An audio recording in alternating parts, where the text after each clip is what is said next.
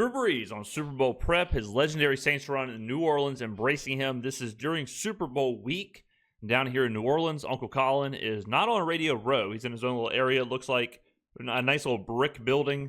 So let's go ahead and listen to Drew and react along the way. Drew Brees, 20 years in the NFL, 15 years here in New Orleans. That is interesting. You have an encyclopedic memory and knowledge of this stuff, but go back to your Super Bowl week. You have extra time. You have Sean Payton. You put stuff in. Did you take stuff out, or did you go into your Super Bowl, Drew, with just more plays than you'd ever had in your life? No, I don't remember the volume being an issue of that week because, quite honestly, the Colts defense, which wasn't that complicated, that was back at the time when they were very much like Tampa 2, and we're just going to allow our pass rushers, Dwight Freeney and Robert Mathis, to get after you, right? And, man, we've got good players in the secondary that are just going to keep it in front of them, and we're just going to kind of manage the game because we know we have a high-scoring offense, on the other side. So I don't remember the volume being an issue necessarily as far as the volume of plays in the game plan. It was more so, I think, for us, like our success we knew was, number one, we need to steal a possession in this game, right? It's got to be very interesting to do Super Bowl prep because it's so unlike anything else. It's so hyper-focused on one team. Like, if you think about going through the playoffs, right? Like, when you're beginning the playoffs, like, yeah, you want to beat the team that you're playing, but it's like, well, we also have to play another team and then another team, so we can't dump everything. We can't go all in on this one team and plan and prep for this one specific game because in, 5 days, 6 days after this game, we could play another one, right? But the Super Bowl, it's almost reversed where you throw out everything else. You throw out the entire season's prep. You throw out all the other games. You throw out everything you've done. And it's like, okay, how do we take what we do good, what we feel like is a positive for us?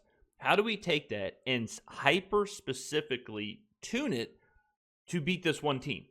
Like if this one team cannot stop the run, for example, how do we exploit that? And we will go all in on exploiting that if that means winning this game. Because after the game, who gives a shit? After this game, we can throw all that stuff away and just hang out for a couple months and go into next season. So the prep has to be nuts, along with just the Super Bowl itself. Like think about all the parties and all the events and all the media and everything that you're doing as teams and players. So the whole prep thing has to be just so different than normal. We did at the start of the second half, right, with that onside kick that we called ambush. But it was really more so like, how do we create a rhythm, with our offense against these guys and a level of patience? Because look, we were a big play offense too. We were used to, kind of those, big play shots down the field. And I think we just recognized, hey, these guys don't really give that to us. So we're going to have to run the ball effectively. We're going to hit them with the screen game to try to slow down the pass rush. And then we're just going to be methodical with the passing game, which we were super efficient in the passing game. And, oh, by the way, what that does is it also chews up the clock and it keeps one of the best players in the world off the field on the other side in Peyton Manning. So quite honestly, yeah, that's what to kind of shift to the Super Bowl, but that's what both of these teams are going to have to try and do against each other. Like the best way that the Chiefs can stop Saquon Barkley is if he's not on the field. For the Eagles, the best way they can control Patrick Mahomes is if he's not on the field. And these are two absolute time of possession monsters.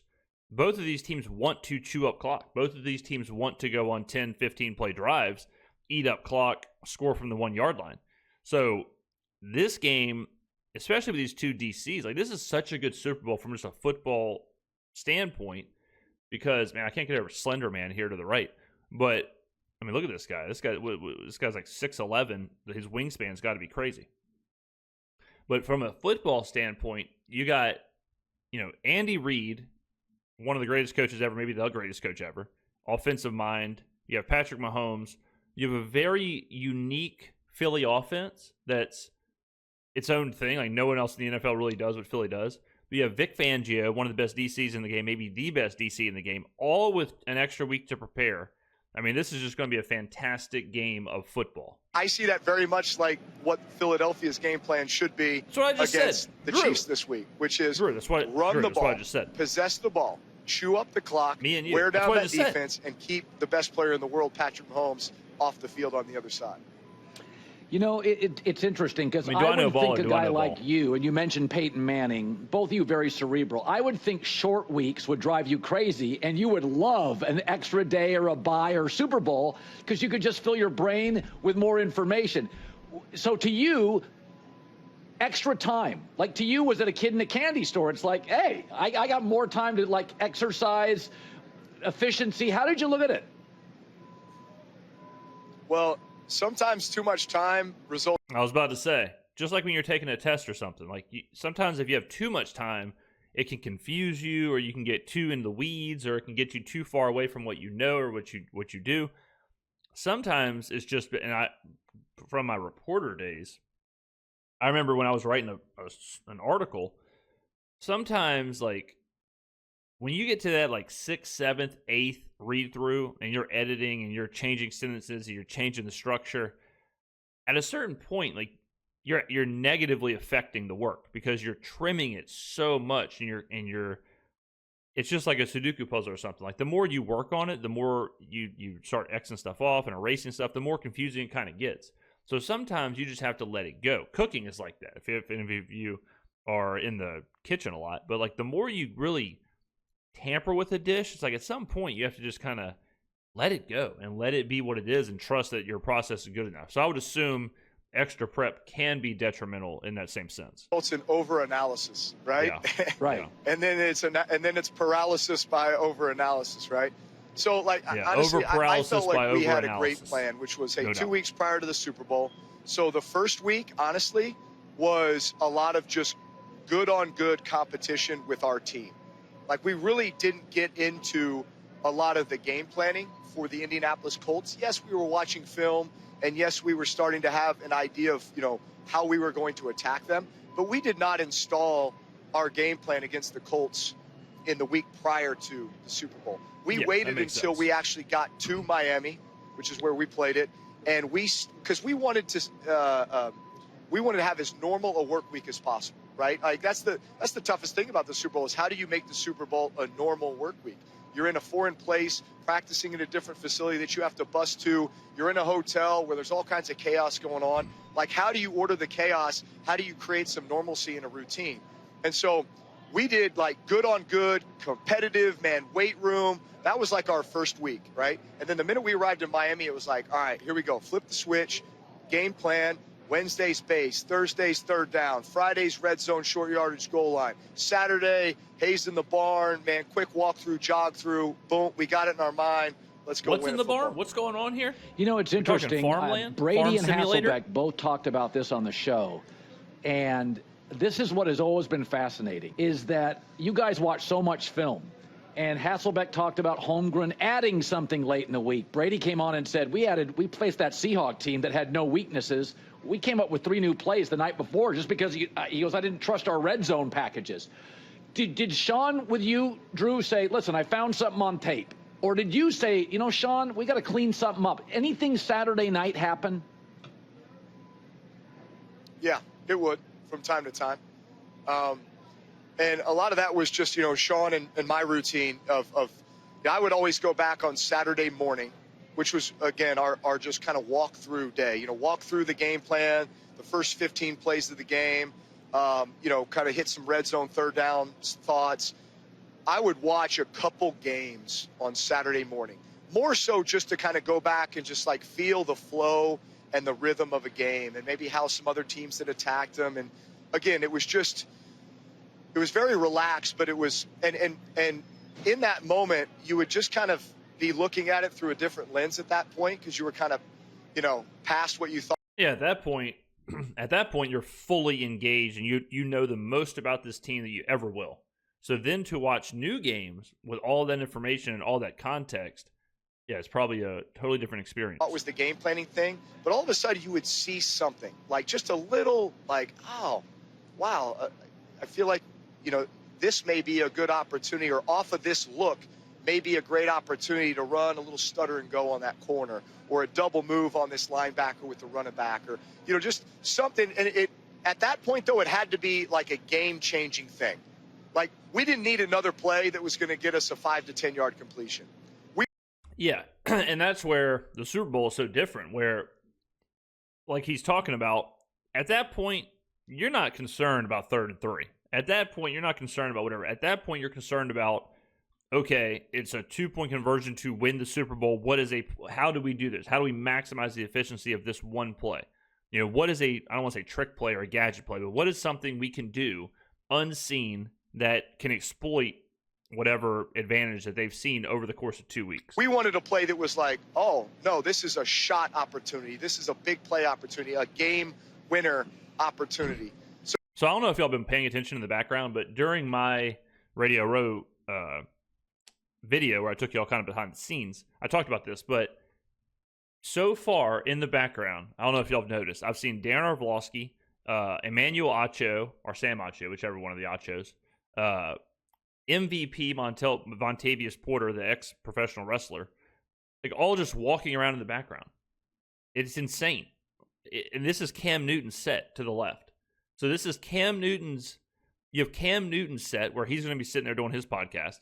In the background of where Drew Brees, arguably the second best quarterback to ever play the game, is doing his interview on the Fox Sports set with Colin Cowherd, who's remote in the same city.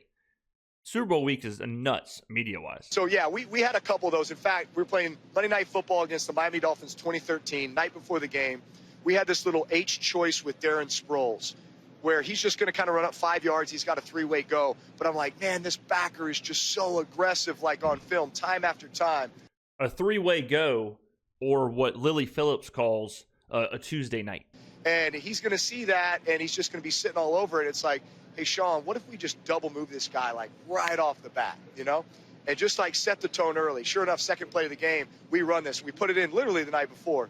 And, man, it works like a charm, 40-yard completion. And that's when you're kind of looking to the sideline like, yeah, we got him. I read a survey, it must have been 15 years ago, and they were talking about the most unique cities in the country. And New Orleans was number one. They said the vibe, the food, the people. To be the Saints quarterback here for 15 years, it's not like being a quarterback, nothing against Seattle or Baltimore. But, I mean, what is it like? This is such a simple question, but in one of the most unique American cities, what is it like? What do you remember about being the Saints quarterback for 15 years? What sticks Great question to you? from Colin. That guy's on a scooter. See that? Well, I think the thing that sticks out most to me is that the community of New Orleans, they were more fans of New Orleans than they even were, or they were first fans of New Orleans than they were fans of the Saints. Like, in other words, when you walked around Very town, true. It wasn't like, go Saints, or thanks for what you do for the team. It was like, man, thanks for loving this city. So it just gave you this feeling that, man, we were all in this whole effort together. And, like, people appreciated the fact that my wife Brittany and I lived right in the heart of the city, like right in uptown New Orleans, and that we'd be walking the dog in the park just like everybody else. But we'd be, having gumbo down at, the local spot, just like everybody else, right? Like, there was just this feeling of, man, they're just like us, It's the greatest city in the world. I mean, no doubt about it, for sure, is the most unique city, but it is the greatest city in the world. And living here for half of a decade, I can't imagine living anywhere else. I can't imagine, like, sometimes people who do not live in New Orleans, they ask me, like, how do you live there? Like, how do you live in New Orleans? And I always think, like, how do you not? Like, once you come here and once you do it and once you're a part of it, how do you not? How do you not walk around on a Saturday or a Sunday morning, blue skies, and you hear trumpets and you hear jazz music playing, and you go get the best food in the world casually at brunch, literally any restaurant you pop into, because I live in the French Quarter, so any restaurant that I pop into on a casual Saturday, casual Sunday, casual dinner during the week, I'm eating the best food, I'm eating the best fried seafood, or the best gumbo, the best etouffee, or the best whatever that you'll find. And it's also bottomless mimosas or Bloody Marys or whatever. Everyone's got something different. It's just an incredible place. And the fact that when Drew was here, he was the king of the world. He was one of the best players in the world at his position. The Saints were as good as you can imagine for a 15-year stretch. Bring a Super Bowl to that team. I mean, I can't even. I mean, you talk about the best of it. You know, like you want to create a legacy, you want to be legendary in whatever city you're playing in. And I'm sure, you know, like Ben Roethlisberger in Pittsburgh and Brett Favre in Green Bay, Peyton Manning in Indianapolis. Like I'm sure they all felt that kind of stuff. But no hate to those places. But being the king of Indianapolis or the king of Pittsburgh is different than being the king of New Orleans. Oh, and they want to be just like us, and they're just part of this community and part of this society, and like that was what was so unique about this place. Finally, where do I get one of those sweet Crown Royal jackets you're wearing? Can you get me one of those, Drew? How about this overhead shot? Is this where Colin is? Just in a construction zone? Is Colin inside of this blue tarp with the ladders on top of it? This forklift? Drew, let me tell you this. Drew Brees, I'm sure made a ton of money during his playing career. This dude will do anything for an endorsement deal. I have seen him hawking so many different companies. Drew, take some time off, my man. Like, what's going on here? That Crown Royal jacket, I'm not going to lie, is absolutely heaped. I would love one. But I've seen him in, he is a walking billboard. No doubt. I just saw him do an interview. I can't remember who sent it to me. But he had like 10 paper towel rolls, like Bounty rolls, stacked up behind him because he was endorsed by Bounty. It's like, brother, we get it. Jesus. You know what? I'm glad you asked, Colin. Really? Buddy, I got one here. Baby. I got one here right foot. Man, hey, look at this. Satin starter jacket. Drew, we got how do I get NFL one? Crown Royal. And this is an incredible partnership with Crown Royal. They've been a huge benefactor to our foundation, helping us with all of our efforts here in New Orleans, helping to build affordable housing, job skills training, build healthcare facilities around the state. And they're doing a ton of things here during Super Bowl week, donating a lot of money to the Foundation for Louisiana. They've got a pop-up down in the quarter selling the jackets, all the proceeds. Okay, I'm going to go take a look. I'm going to see if I can get this jacket. That jacket is badass. I would pay a ridiculous amount of money for that jacket. Would it be a bad purchase? Yes. But can't take it with you, you know what I'm saying? On the foundation, they got the Crown Royal rig in town that people can go check out and pack bags for military to be able to send overseas. So Crown Royal is doing a ton of great stuff. They've been, 4 years, the official whiskey of the NFL. So really appreciate their support of the foundation, support of New Orleans. Everyone knows, if you've been following the channel, when I go to Saints games, which is every home game, I start off with a Bloody Mary, sometimes 2, depends on the morning. But then I immediately switch to Crown. Crown and soda. When I was younger, Crown and Sprite. Can't do sugar anymore. Makes me feel yucky. It gives my teeth like a film. You know what I'm talking about? Crown and sodas. And I really don't drink Crown outside of Saints games. But going to 8 Saints games a year, a hefty amount of Crown. So, yeah, shout out to Crown Royal. And Crown and sodas get me feeling nicey. But, and that's when I'm really seeing things clear, is after about, in that third, fourth Crown in the middle of the dome. And I really appreciate that jacket, buddy. I love that one jacket. For the team. I appreciate. Hey, it's a sharp jacket. It's got the Super Bowl 59 logo on the back, so nice. Hey, we're gonna have you looking clean. I'm about to buy the hell. Great seeing you as always, man. I really appreciate it. Yeah, all right. Good seeing y'all. Good seeing you too, guys. Talk to you later. All right, there you go. Drew Brees on some Super Bowl prep, some jacket talk. Hey, I'll see you in the next video, ladies and gentlemen.